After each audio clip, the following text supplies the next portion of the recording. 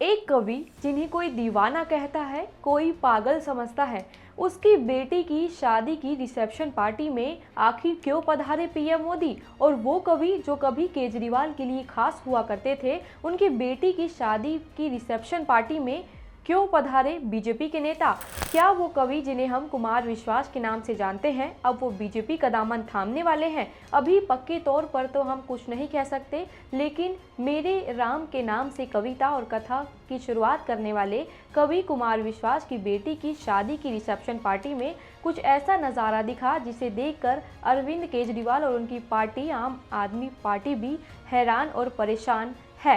क्योंकि दिल्ली विधानसभा चुनाव में आम आदमी पार्टी और केजरीवाल की जबरदस्त हार और बीजेपी की जबरदस्त जीत के बाद पहली बार बीजेपी के शीर्ष नेता ही नहीं बल्कि देश के बड़े बड़े साधु संतों का जमावड़ा यहां लगा। इसके कई राजनीतिक मायने लगाए जा रहे हैं। कोई कह रहा है कि ये कवि कुमार विश्वास की बेटी की शादी के रिसेप्शन के बहाने बीजेपी के नेता और देश के साधु संतों ने दिल्ली को सनातनी राजधानी बनाने के लिए चुपके चुपके से कोई संकल्प ले लिया है।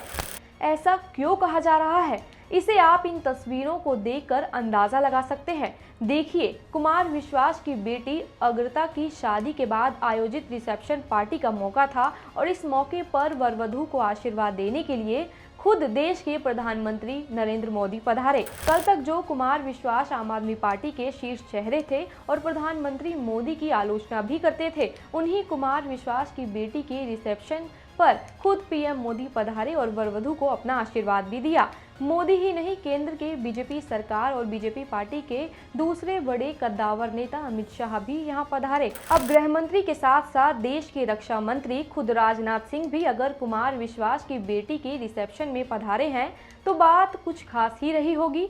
यही नहीं, देश के उपराष्ट्रपति जगदीप धनखड़ भी इस रिसेप्शन में शिरकत करने पहुंचे। यहां तक कि केंद्रीय मंत्री नितिन गडकरी भी यहां अग्रता को आशीर्वाद देने के लिए अपना समय निकाल कर पहुंचे। बहुत कम ही ऐसे मौके दिखाई पड़ते हैं जब नरेंद्र मोदी, अमित शाह के साथ साथ नितिन गडकरी भी सार्वजनिक समारोह में यूं दिखते हैं।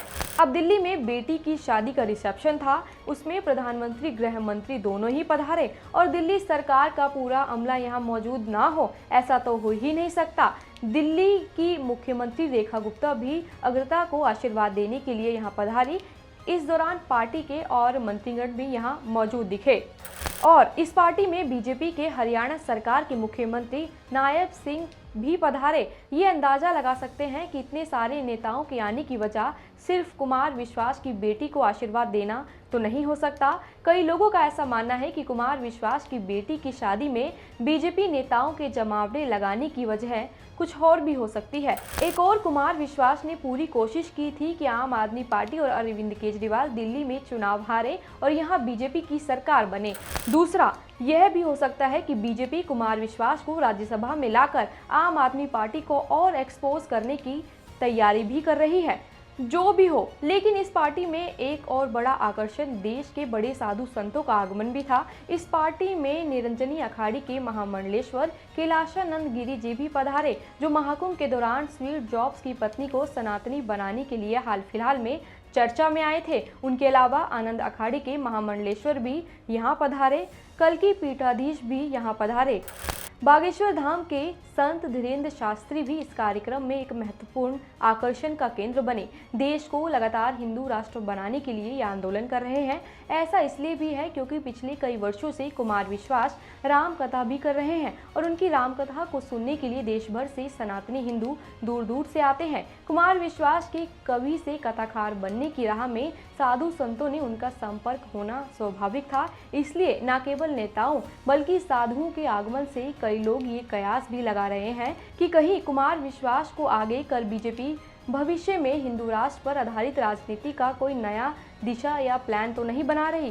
क्योंकि अगर कुमार विश्वास जैसे प्रखर प्रवक्ता हिंदू धर्म के ऊपर बीजेपी की लाइन पर बोले और उनके पीछे साधु संतों का भी समर्थन रहे तो देश के आगे की राजनीति बीजेपी के लिए और भी आसान हो सकती है।